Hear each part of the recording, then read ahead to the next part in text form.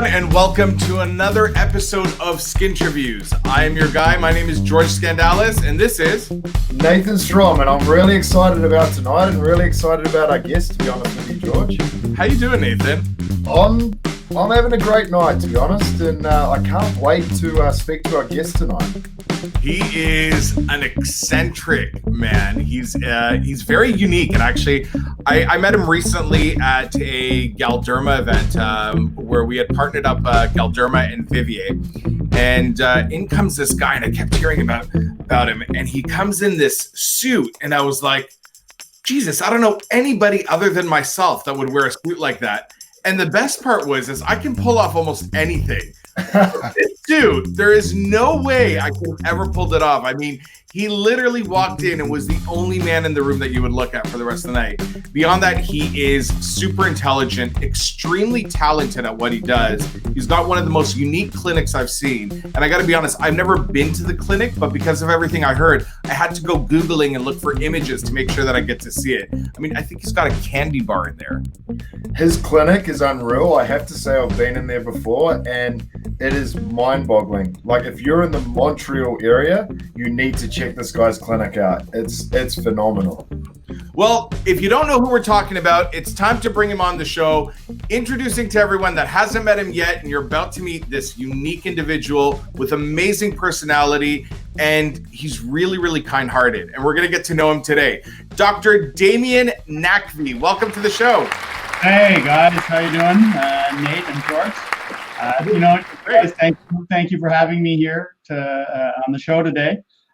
Listen, I've seen a couple of your episodes, and it's different because you get to see like what people are like behind kind of their professional facade. So I'm happy to be here, and this is just going to be a lot of fun, I think. Well, we're extremely excited to have you. I feel like my setup in here is just been shot down completely versus your setup. I need a throne. Nathan, is it in our budget yet to get me a throne? I don't know. We're going to have to get a few more followers to get a throne, but like, your setup is amazing, and I love it. Well, should we get started? Let's get into it. All right, let's go with the basics. Okay. What was your full name at birth? Oh, at birth. Okay. Well, so my official name is Damian Darius Nathan Naqvi. Now, but when I was born, my parents had named me Kalkhan. But I was growing up in white Anglo-Saxon Protestant 1970s. And when I was 2 years old, my parents decided that Kalkhan was too much for these people to handle. So they changed my name to Damian. So my name is Damian Darius Nathan Naqvi, but at birth it was a little different. But you can see why my parents changed it. Do your parents still call you Kalhan?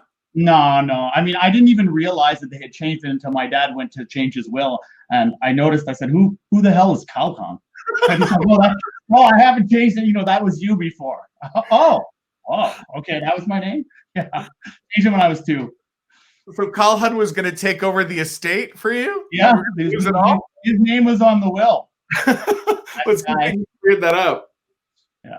So you were born in Quebec, Montreal? No. I was born in a little town in the middle of nowhere in British Columbia. It's like about 500 miles from Vancouver and 500 miles from Calgary. It's called Nelson, British Columbia, and it's a tiny town. And the thing is, that's where I grew up, and there's a little bit of a naivety that comes to growing up in a little town like that. But it was, in retrospect, a great place to grow up. I mean, I left home when I was 17, and I went to McGill University at that age. But it was a good place to grow up. It's a lot different from living in Montreal. Is your family still out there, or is everyone in Quebec with you? My whole family lives back in that town now. Everyone has moved back to the town where I grew up. Yeah, so this is my family. We do have a lot of extended family, but we're not really in contact with them. There's really just myself, my father, my mother, and my brother, who you see here. That's amazing. Do you get to visit them often? Do you go often? I went back. I want to say I went back at Christmas last year. So last time I went back there, my folks, they fly out here more regularly. I don't get to visit them as often as I would like. That's the truth of it. We all get caught up, and I think we're busy. And of course, I'm going to say this whole thing that is happening now. Maybe put a little bit more in perspective. I feel like I should go visit my family a little bit more. Absolutely, 100%. If your family's watching this, we are pro him visiting you, and they should come visit you too. On the flip side, they were supposed to come here, but then they had a ticket. But then, of course, it had to be canceled because they were going to be here right now. No way. We pushed it off into the summer, and then again, who knows? You see, I don't want to. My parents are over 70, so I don't want to take any risks. Absolutely not. Are there any cases of COVID out there in Nelson, BC? Apparently, there's one. I mean, this thing has like it seeped through to every last little place on this earth. They do have a case there. You'd think that but this virus can go everywhere. So yeah, no, I've been very careful about checking on my parents and make sure they stay in the house and they're not exposed. Well, Nathan's going to get into some COVID questions with you later on in the interview, so we'll get into that subject. But let's talk about you growing up. So 17 years old, you went to McGill University. Who was your first love, and where are they today? Oh, I guess I would say it's a girl named Stephanie Finlayson. She swore like a sailor and drank like an alcoholic and smoked like a chimney. Where she is now, well, the last I heard is she was doing some sort of humanitarian work in Scotland. But I guess it's proof to say that, people, they get older, they change, they get better. And so power to her. I wonder if she'll ever watch this, but hi, Steph. Was she your first kiss? No. I had met Steph when I was in Europe when I was like 19, and that was it. But I'm going to say I was kissing girls in elementary school, you guys. Come on.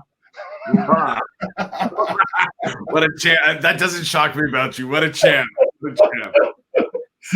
So talking about elementary school, like where did you go to elementary school? Where did you go to high school? And talk to us a little bit about your schooling years. All right. Well, I did my schooling in Nelson, BC. I went to the schools there. High school there was LV Rogers High School. And I was, how do I put this? I was a hooligan. I was really a hooligan. I was always in trouble. I was always doing up to some sort of mischief. It's a surprise that I turned out so good when I look back and I would tell you that maybe I was just bored and I was acting out, but I did a lot of bad stuff when I was a kid. I was hard to handle, and I kind of feel sorry for my mother in retrospect, because I was not an easy kid, that's for sure. So being a bit of a black sheep, or like living life on the fine edge, what did you want to be when you were a young kid growing up? Like, what was the goal, do you think?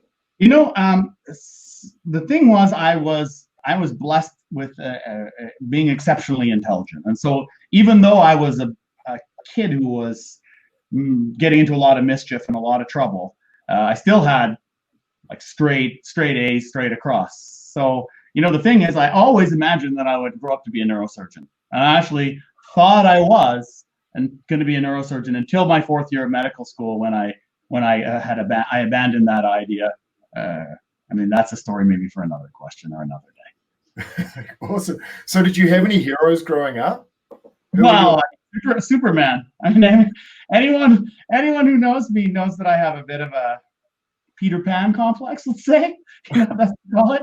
So, even today, Superman is one of my heroes, right? Cool. Hey, what we want to do is, we had a bit of a technical issue, so we're just going to swap some things around here. Here we go. That's a lot better. We want you to be the main event down there, so that's really, really important. I kind of like being there. Yeah, no, it's not your turn, George. You will get your turn, George. So let's talk about your childhood. What was like one of your funniest stories growing up, or a funny story that you'd like to share with us tonight? Okay, so like I told you this thing where I was a really bad kid. So I have to think about a story that I can tell that won't make people hate me for the horrible things I did.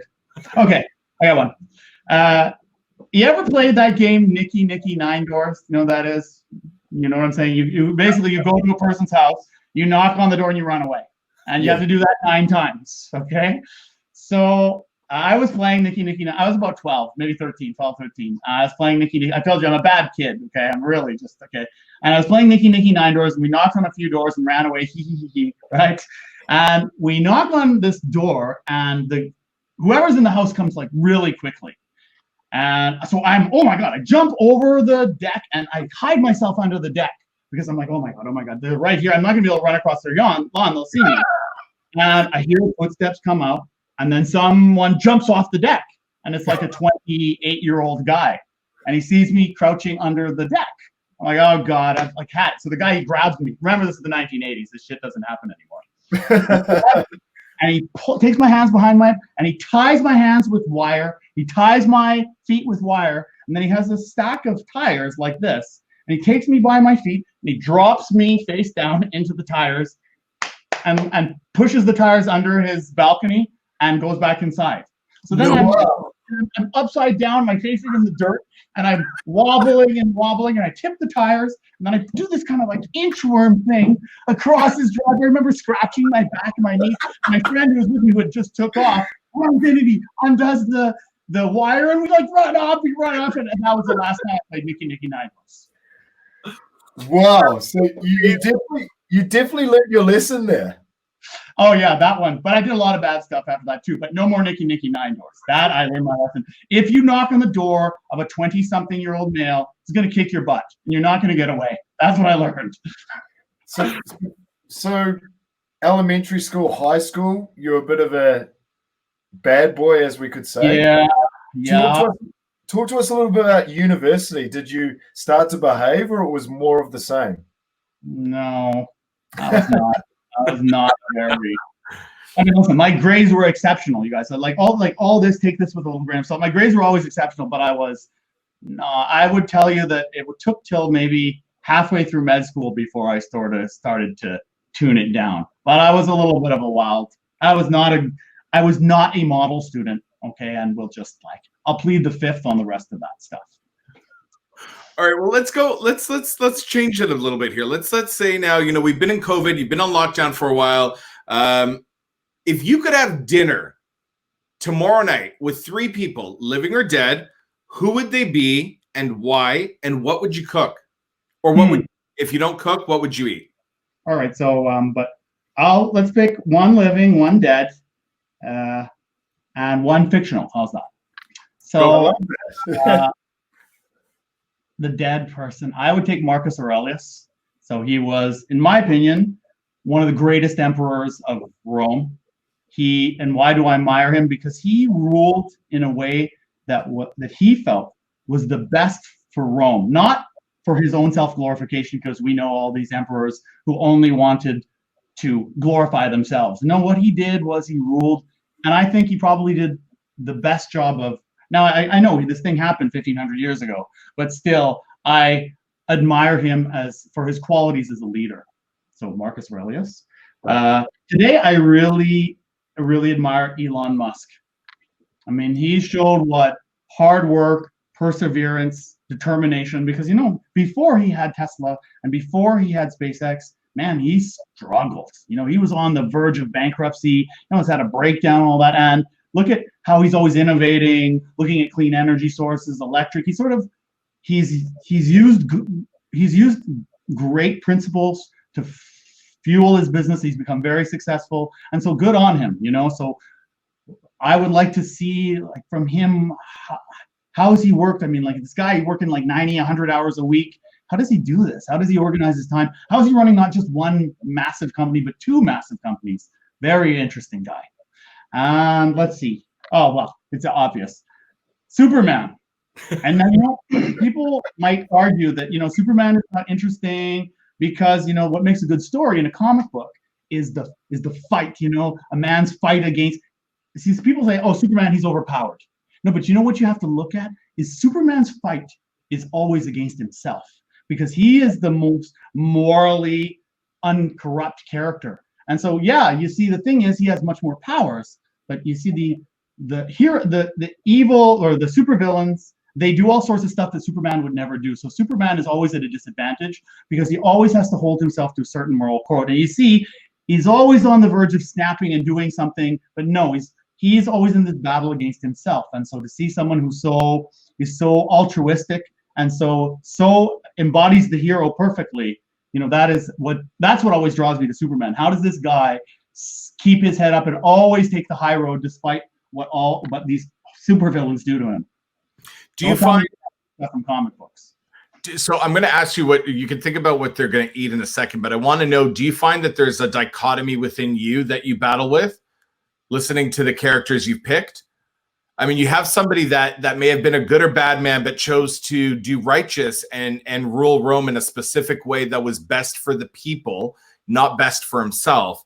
Then you choose another character that's used a lot of his wits and probably could be more relaxed, but is doing, again, the best for the people. And then you've got Superman that's always living this dichotomy. So what's the dichotomy that you're living within yourself?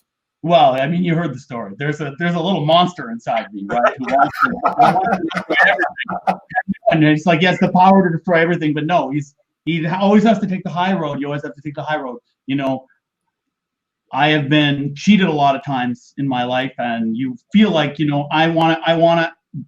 expected these people to treat me with the respect that I gave them, but no, these people don't. And so you want to say, oh, I should sink to their level. No, if you do the same thing as they do, it doesn't make you any better than them. And so, yeah, I guess maybe there is a little battle because I know I have it in me to be a real jerkhole if I want to be, but no, I'm always reminding myself I need to take the higher road. I need to do the honorable thing. I need to do the right thing. And George, when you started saying that, it's like, oh, geez, you're right. You did catch me. I kind of have goosebumps about that. Yeah, okay, fine, you caught me. All right, well, I don't want to put you on the spot any further there, bad boy in secret, but what are you feeding these guys for dinner?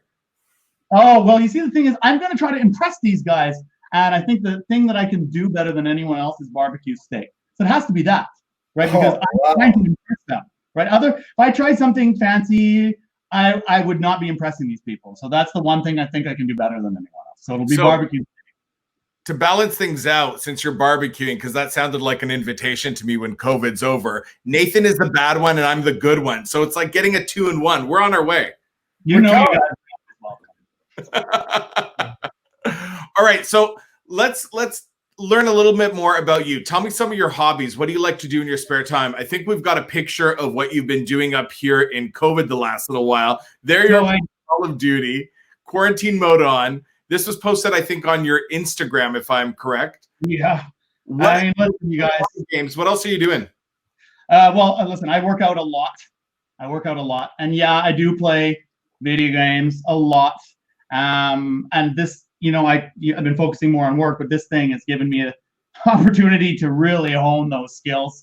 And, in my defense, to all of my staff who kind of laugh at me about this, it's keeping my manual dexterity right at peak performance. And if for whatever reason I can't go back to being a doctor, well, I can just be a pro gamer. These guys make good money, right? They do. They really do. They do, yeah. I'm telling my sister that about the kids. Go easy on them. There's pro gamers making a lot more money than doctors today. So you can make millions for winning one of these tournaments, Absolutely.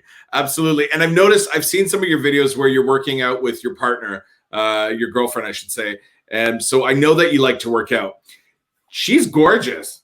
Oh, this is my business partner, Jenny. Oh, your business partner. Yeah.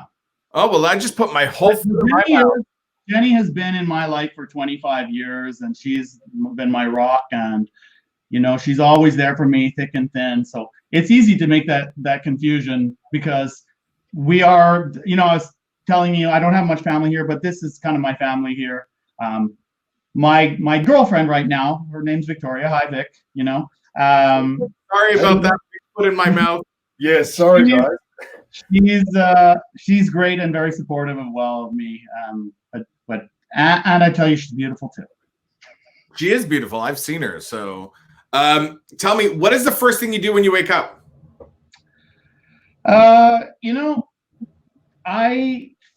Before I jump into the fray, because we always have this you have this urge to check your text, you have this urge to check your email, you have your urge to get going. But before I actually jump into the fray, it sounds maybe silly, but I always do 3 minutes of just deep breathing. And I just think, and I usually set 3 goals for the day. So I breathe deeply and I set 3 things I want to accomplish during the day. And it's just 3 minutes. I just breathe for 3 minutes and then I grab my cell phone. Then I jump into the battle. Because otherwise I feel, if I just grab the cell phone, I feel too stressed about the day. Where am I going? What am I going to do? There's just so much information that hits us. So my morning routine is 3 minutes of deep breathing where I set 3 goals for the day and then I start the day. I love that. I love that as well. And I think I need to bring that into my world as well, because it's only 3 minutes. It seems like a lot longer when you just breathe for 3 minutes and think, what 3 things do I want to accomplish today? And then you feel so much more centered. And then you go. This because you're gonna open your email. You're like, oh no, I got to do that. I got to do that. I got to do that. It freaks me out.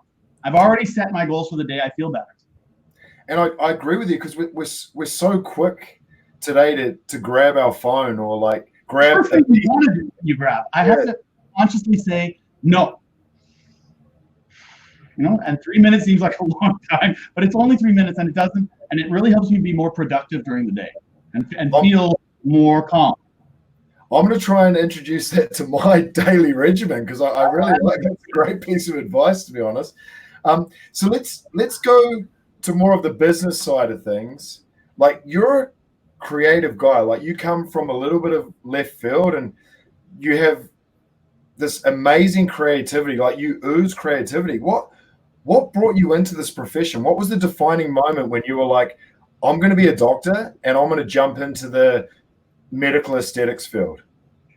Oh, you make it sound like a lot more glorified than it is. I'll tell you, when I graduated, I quickly realized that the way the system is set up in the public is that the government only pays you to go fast. They want you to go fast. I don't want to go fast. I want to be good. And those things are totally, one is opposite of the other. To do a good job, you have to take your time. You have to listen to people.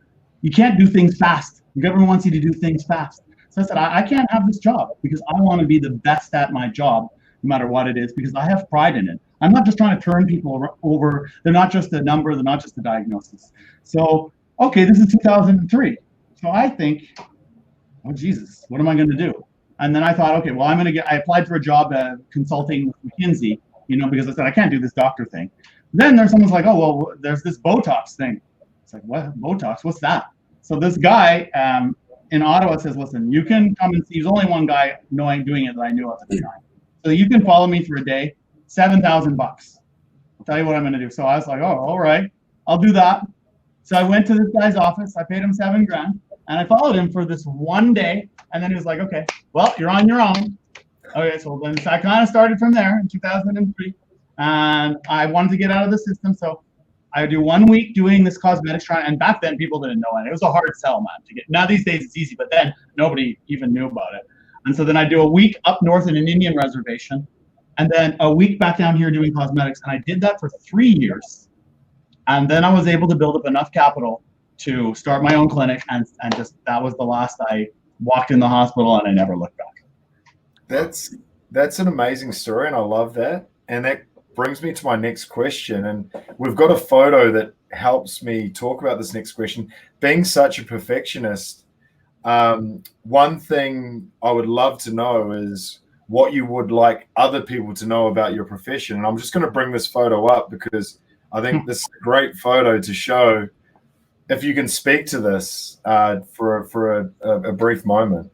I don't know why people think that dermal injecting is so easy, that it doesn't require training, that you could do this at home in your garage. It's hard, Like, look at this vascular map of the face, and tell me that it's simple to go in there and not people. I don't know. People realize that you could actually go blind from injecting anywhere in the face. People, I don't think they're aware of that. The other thing that I don't understand is, like, let's say, for example, those guys who do sculptures out of ice with a chainsaw. That's hard. I wouldn't even if I took a weekend course doing sculptures with a chainsaw, I don't think that I could do that. It takes a lot of practice, and because it's art. Now, on a piece of ice, you can screw up. On a person's face, you can't.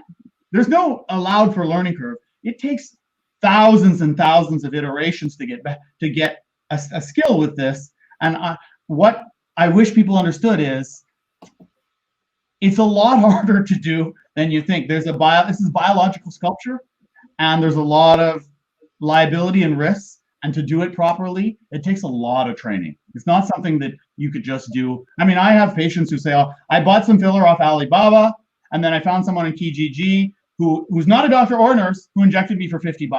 How come it's screwed up?" That is a real story, guys. You bought this on Alibaba and you found someone at Kijiji to inject you who's not a doctor or a nurse. Yeah. Wow. Are you not? And being such a perfectionist, there must be someone that you look up to in the industry right now. Is there someone practicing? I think we do have a photo of you and one of your buddies practicing. Like, listen, this is Martin Braun. Dr. Martin Braun is a doctor in Vancouver who I've seen at most of these expert conferences, and I really, really thought he was an intelligent guy. And I've had an opportunity to know him personally recently. This is us skiing in Zermatt in February. This guy, so bright, such a successful practice. And the thing that I have to deal with, one of the things I have to deal with is people saying to me, well, oh, you're just a family doctor. It's hard to shake that tag. Okay, I'm going to be defined by something that I did like more than 15 years ago for the rest of my life. No, but you see what Martin Braun, I don't think people say to him, oh, you're just a family doctor. Even though that's where he started, I'm going to say like more than 2 decades ago. And so what I want to see is what is it about him that has allowed him to shake this tag? Because it's hard for me to shake that tag, even though here we are in COVID. If I was a family doctor certified, I would be out there in the front lines working. I'm not qualified to do that anymore, guys. All I've done for the last 15 years is inject every day. I would just be doing people a disservice as I was out there. But yet people continue to define me like that. So Martin Braun, to me, he's no longer defined like that. And so because he's so good and he's so successful. I admire him for that. I love that. And he's a bit of a legend. I got to meet him at a conference in Mexico late last year, and I had a great conversation with him. I was wondering if maybe you could help us be in a position where we could maybe get him on Skinterviews. Do you think that could be a possibility? We're definitely on a chummy basis, so I can ask him. I can give him a call after this. That would be fantastic. We'd really appreciate that. So, last question I have about the business sort of thing, and then I'll leave it up to George, is running a business is difficult, and I would love you to give a little bit of advice to the younger people out there, people looking to get into the industry, and you being a business owner. What do you look for when you're looking to employ someone in this industry? Hard work beats talent every time. So, it's one thing to have ability, but if you're not a hard worker, forget about it. Okay, I've seen over and over again hard work beating talent, and if talent doesn't work, then it's not worth having. So people who come to me for jobs, even if they're very talented, if I don't see that they're disciplined and focused, I don't think that there's a future for them, because it's clear to me that hard work is probably the most important ingredient to being successful. I would also tell you that I really like people who can think logically and who are good under pressure. So I always do this thing. Every interview I always ask an impossible question. An impossible question. I'll give you an example. You're just in an interview and I'll say, how long would it take you to wash the windows in the Seattle downtown core? Another one of my favorites is, tell me the weight of a 747. Oh, people they're so shocked, they're so thrown back. They're in an interview, but the ones who have succeeded are the one. I don't care if you have the answer, really. It doesn't matter. I want to see how you're dealing with pressure, and number two is how you think. So let's say one of my staff here who I had hired after said, okay, well, I know how much an elephant is. An elephant weighs 1 ton, and I could probably fit like 100 elephants in what a 747 weighs. I said, well, good. I don't care. She's like 100 tons. I'm like, good. It's not exactly the right answer, but it shows that you don't shy under pressure, and that it doesn't matter if you don't know the answer, you think it through. That's the kind of person I'm looking for. Love that. I love that. Tell me, we've talked a lot about now the industry and people that you look up to and how you got into this industry. And we talked about the differences of what you do now versus being a family doctor or basic GP, as people like to label you. What are some of the other things that upset you or piss you off about our industry? I'm going to say this and I've been saying this to other doctors. Listen, you guys, I can't handle the fact that I have been, and all of the professionals have been reduced to the product. It's all the focus is on the product. It's like a CC is a CC is a CC is a CC. No. The value comes from the professional, not from the implant or the device. The value is with the professional. No, a CC is a CC is a CC. Hell no. You give me any product, you put it in my hands, the result will be excellent. It's not about the product. It's about the professional. Why are we debasing ourselves? Why does the industry debase doctors, debase trained nurses, debase all of us clinicians to, it's only the value of the product? No, because if the values of the product drop, what's going to happen? Because it becomes a commodity. Well, then what? We're going to have to all drop what we work for? No, we have a value, and that's the value. And no other profession is like that. You go to a lawyer, he's like, well, it's $500 an hour. Oh, how much paper are you going to use? Nobody asked that question. You go to your dentist. Well, the filling is $1,000. Oh yeah, how much of the composite are you going to use? How much anesthetic did you use? Let me check. No, nobody cares. Did you do a good job? Did you give me what I wanted? Yes. Did you win my case? Yes. All right. Then you're worth the money. But in our business, no, that's not how it is. So then, going off that, can I ask you, do you find that doctors make the best decision based on the product available that they can work with, or do you find that they make the best decision based on the price they get for purchase? I mean, I can't speak for my colleagues. I think there's all different colors. Some people are doing things that maybe I would not consider ethical, and that's their game. I only want to, and a lot of my colleagues will do what I'm doing, is saying, listen, I only care what will give the best result, and the cost of the product and the type of the product is irrelevant. You ask me for something, here's what it takes to deliver that result, and I'm going to use the highest performing, best quality, whatever I can, and I'm going to take the time it takes. Doesn't matter what it is to get the best result. I mean, the thing is, I was telling you, I want to work slowly. And I think that the more experience I get, the slower I work, even though it should be the opposite. But I start to get much more meticulous into the details. So I would tell you, I think there's all colors. There's all colors. But I mean, my particular color is no. It's all about the result and giving the patient what they expect. Their expectations, and setting their expectations realistically, but always using the best available. That's truly respectable. And as a consumer of a lot of the stuff in the market, and as somebody that sells products in the market today, I want to tell you that that's truly respectable. And I thank you for being that way. Wholeheartedly. I'm going to let Nathan take over here with COVID, because he's got some burning questions to understand how the industry is shaping up today in business. Yeah, so it's the elephant in the room, really, when we talk about COVID. And how has it affected your business, and where are you looking to pivot and change because of this virus that's really hit the world in a crazy way? For what business? Oh, you mean this one, the one that's not growing? Okay. Yes. Yeah, exactly. So, I mean, obviously, it's been devastating for business, right? I mean, we can't operate, and we won't be operating for who knows. Whenever the government says it's safe to go back to work, that's when we'll try to go back to work. I would tell you, I don't really worry. It's actually become a little bit shocking for me to realize that, boy, people want their cosmetics. I mean, I've had, I don't know how many emails and DMs and all, saying, please Please, when are you going to open? Please, can you take me private? Will you do? I'll pay anything. And I just said, listen, I'm sorry, I can't. I'm going to follow the guidelines of the government. So getting business when this is over, that doesn't worry me. What does concern me is to say, all right, when the lockdown is lifted, how do I protect myself? How do I protect my staff? Because it's not going to just go away, right? It's here to stay for a while. I mean, let's say best case scenario, we get a vaccine in 18 months to 2 years, and then no. So how am I going to operate? What protocols am I going to institute? How I'm going to train my staff.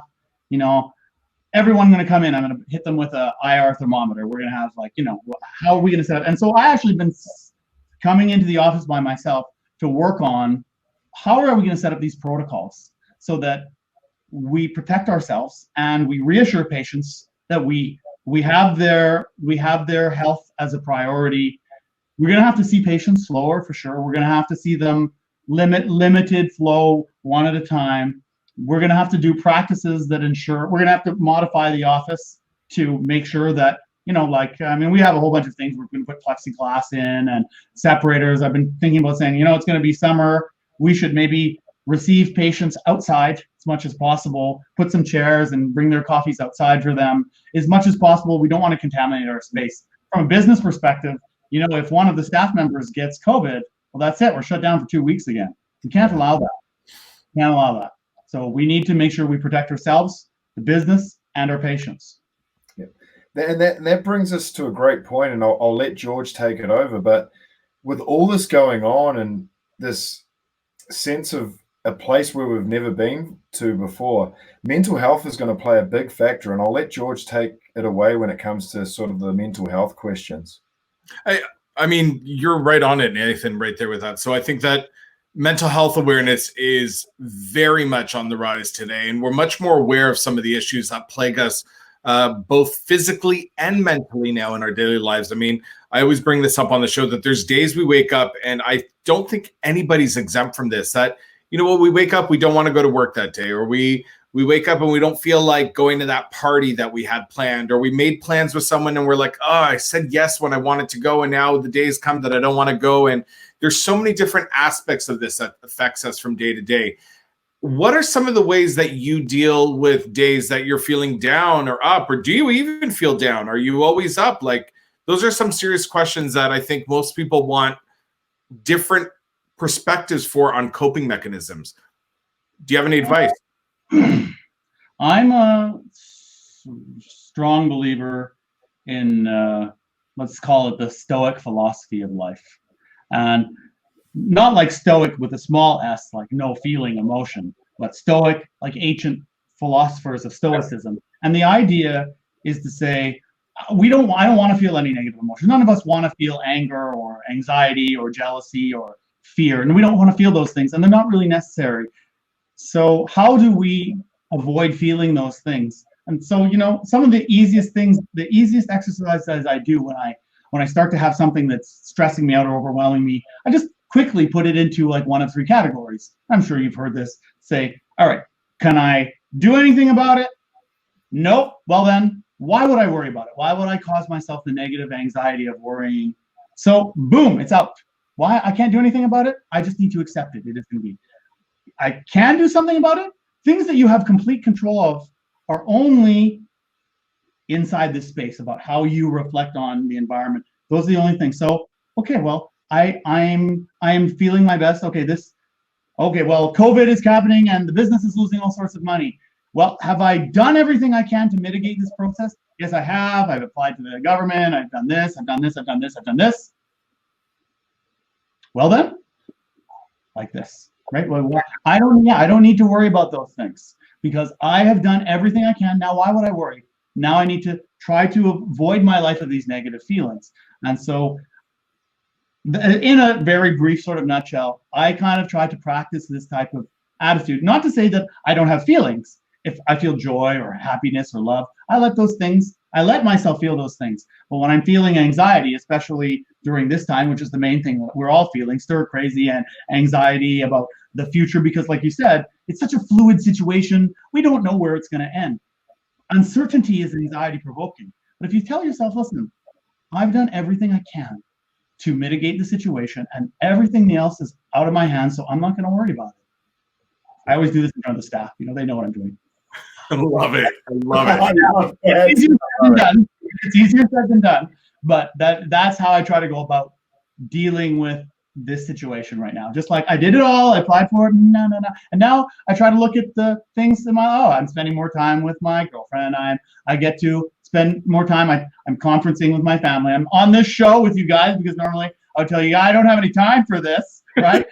Here we are having a great time. So everything is about how you look at it and, colored lenses. It can be a crisis or it can be an opportunity. And it all depends on how you look at things. Love that. I love that. We now we're at the end of our segment almost, and we usually go into this part called Quickfire Questions. And two of the questions on the Quickfire Questions, I've got some intel about what your answers would be. So they're not going to be part of that. So I'm just going to, because I want to pull up a photo here. I had the question of who was your first celebrity crush? And this beautiful woman, Cindy Crawford, 90s supermodel, for those of you that don't know her. If you don't know her, I feel very old and I need to see Dr. Naqvi for some Botox when COVID's over. Okay, it's like, yes, that Pepsi commercial, I was just gaga for Cindy Crawford. So I was talking about her recently. Recently, I was talking about her because I remember back in the early 90s, my sister had a VHS tape of the Cindy Crawford workout. She would come out in those high-waisted leotards and she would do the workout. And I was recently talking about it. She's gorgeous. Have you seen her daughter? She looks like more beautiful. At her daughter, she looks quite a bit like her. Very pretty. All right, the next question that we would have been in Quickfire Questions was, what's the last song you sang in the shower? And I got a pic of this. Who is this absolutely adorable cutie? So the answer was, and I was saying is that, okay, the song I've been singing for the last couple of weeks is Head and Shoulders, Knees and Toes, because I learned this song to sing to my godson. This is actually Jenny, my partner. This is her son. And so I don't have any children of my own. So this is this is my outlet, and I've been trying to learn this song so I can sing it to him. You guys want to hear it or what? Yes, let's we do. Okay. Head and shoulders, knees and toes, knees and toes. Head and shoulders, knees and toes, knees and toes. Eyes and ears and mouth and nose. Head and shoulders, knees and toes. How's that? Hey. Okay, you ready for the final questions of the night? Do it. All right, answer them without putting too much thought into them, okay? All right. Red or blue? Red. Black or white? Black. Pasta or fries? Fries. Burgers or salad? Burger. Stuck in isolation for 12 more weeks. Who would you take with you, Nathan or me? Oh, pass. No. Go to answer. All right. Who do you? We got the who do you nominate for next interview, and you're gonna make that happen with us with Dr. Braun. You have one meal left before you got to go back to work, and it is the ultimate meal. What do you eat? Spaghetti and meatballs. Well, everybody, thank you. Give a round of applause for Dr. Damian Naqvi. Thank you, guys. Thank you. You are amazing. I know you would have picked me. You don't have to sugar.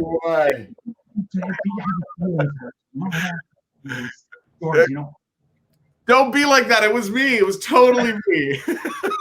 We'll talk about this after the show. And we're definitely coming over for steaks when this is all over. Yes. And a little needlework, as they say. I invite you guys. Yeah, I know. Well, thank you so much for being on the show today. Thanks for watching Skinterviews by Nathan and George. We welcome you to watch our next episode. You never know who's going to be on. If there's somebody you want us to have on the show, make sure you get them to message us or reach out to us and we'll reach out to them. Maybe you've got a question you want to ask one of our experts. Make sure to message us. Follow us on Instagram at skin.terviews. Same way you can find us on Facebook and LinkedIn and YouTube. Facebook.com/skin.terviews. You're getting it now. Thanks for watching again, and we'll see you on the next episode.